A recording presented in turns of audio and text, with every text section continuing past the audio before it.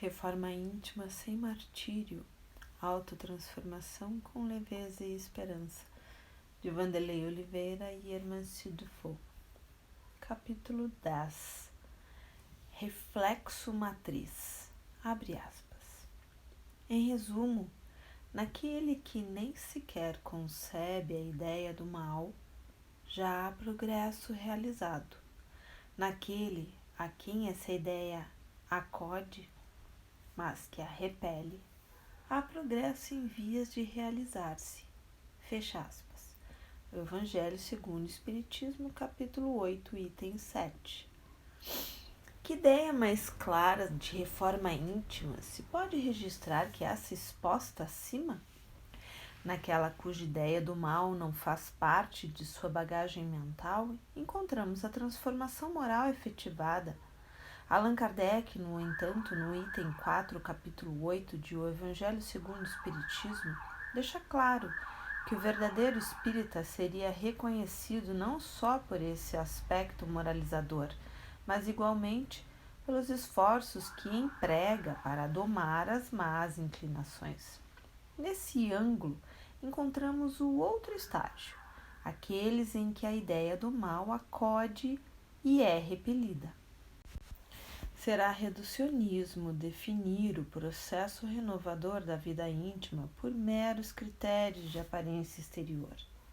Ser espírita é uma vivência ética que reflete e a um só tempo induz profunda metamorfose no campo da mente. Dessa forma, deixa de ser um conceito religioso para alcançar o nível de sagrada viagem pelos escaninhos da alma, pelo autodescobrimento e pela conduta. No reino mental, encontramos complexos mecanismos que operam a formação da personalidade como sendo uma identidade temporária do espírito nas sendas evolutivas. Subconsciente, consciente e superconsciente são níveis que interagem em perfeita ação conjunta com funções específicas. No campo da subconsciência, encontramos o reflexo e a emoção induzindo, para o consciente, o projeto das ideias que vão se unir para compor atitudes e palavras nos rumos da perfeição ou no cativeiro das expiações dolorosas. Portanto, a cadeia reflexo, emotividade, ideia, ação, palavra compõe a fisiologia da alma. Os reflexos são como personalidades indutoras, estabelecendo o automatismo dos sentimentos externados em atitudes e palavras. Nesse circuito, vivemos e decidimos, progredimos ou estacionamos. Não será incorreto, conquanto os muitos conceitos, definir personalidade como sendo núcleos dinâmicos e gestores de sentimentos funcionando sob automatismo mental contínuo. São essas muitas personalidades construídas nas múltiplas vivências da alma que formam os alicerces das inclinações humanas, tendências, impulsos, desejos, intenções e hábitos. Na usina da mente, o pensamento exerce a função de supervisão ininterrupta da rotina mental, sob a gerência da vontade, expedindo ordens de aprovação ou censura pela utilização da inteligência, a qual decide e avalia os estímulos recebidos da vida. Somente depois dessas intrincadas operações é que são acionados os sentimentos, que esculpirão a natureza afetiva de toda essa sequência, conduzindo a alma a perceber os ditames da consciência, nessa sucessão vertiginosa de movimentos sublimes da alma. Por isso, os pensamentos precisam ser muito vigiados, para não induzirem as velhas emoções às quais associamos as experiências da atitude, conforme os roteiros que escolhemos durante milênios. Nessa sequência da vida mental, encontramos o reflexo matriz do interesse pessoal como sendo a origem da rotina das operações psíquicas e emocionais, as quais convergem para o que nomeamos como personalismo, a parcela doentia do ego. Assim, ponderamos porque o interesse individual em si mesmo é uma necessidade para o progresso. Seu excesso, no entanto, gerou essa fixação prolongada da alma no narcisismo, a paixão pelo que imaginamos ser. Com razão, asseveram os orientadores espirituais da codificação. Abre aspas.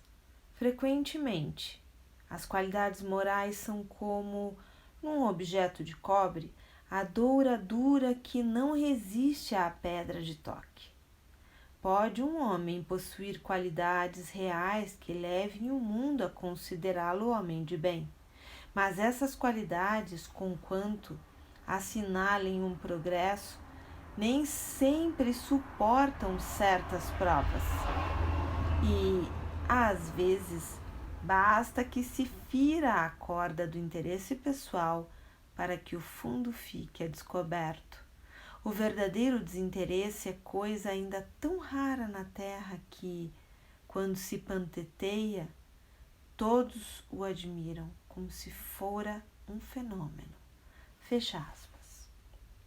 Por causa dessa estrutura de sustentação psicológica do personalismo, vivemos preponderantemente em torno daquilo que imaginamos que somos, sustentados por convicções e hábitos que irrigam todo o cosmo pensante do ser, com ideias e sentimentos irreais ou deturpados sobre nós mesmos. São as ilusões. Sua manifestação mais saliente é a criação de uma autoimagem superdimensionada em valores e conquistas que supomos possuir. Lutamos há milênios com a força descomunal desse reflexo matriz que dirige, por automatismo, até mesmo a maioria de nossas escolhas. Em razão disso, quando temos o interesse pessoal contrariado, magoamos. Quando feridos, penetramos no melindre. Quando ameaçados, tombamos na insegurança. Quando traídos, caímos na revolta. Quando lesados, nos inclinamos ao revide. Podemos, entretanto, mudar esse quadro, pois Freud, um dos mais célebres cientistas das ciências psíquicas, dizia que, em matéria de impulsos, depositava esperanças no futuro por considerar os seres humanos educáveis. O desenvolvimento de novos hábitos constitui a terapêutica para nossos impulsos egoístas. A caridade, entendida como criação de relações educativas, será medida, libertadora dessa escravidão dolorosa nos costumes humanos.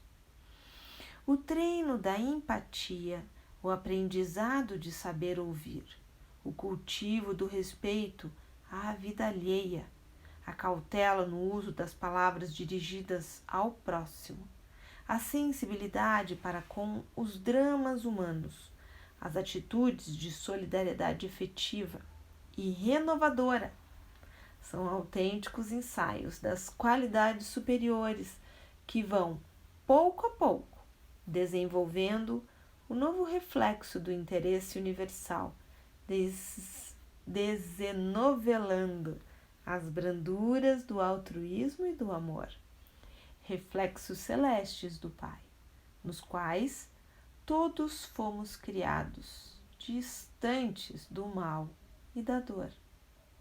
Quando alcançarmos esse patamar, podemos afirmar com Kardec, abre aspas, em resumo, Naquele que nem sequer concebe a ideia do mal, já há progresso realizado. Fecha aspas.